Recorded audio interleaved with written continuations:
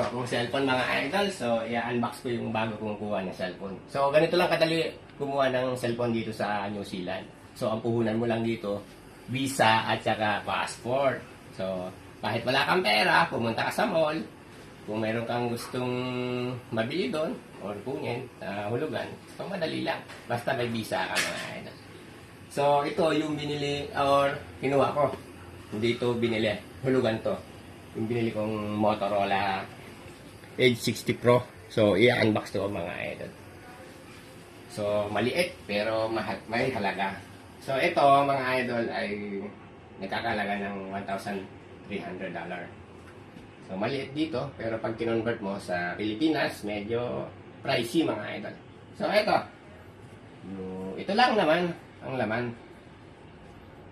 Ganito dito sa New Zealand eh. Wala siyang kasamang charger. So, ito yung unit. Ayan o. Ow. Shit.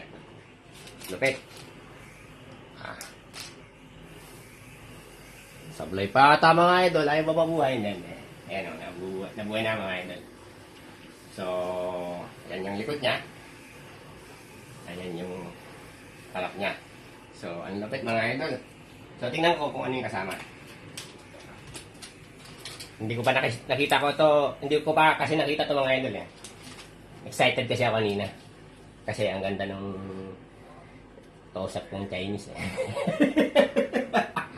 Hindi ko naiintindi yung cellphone.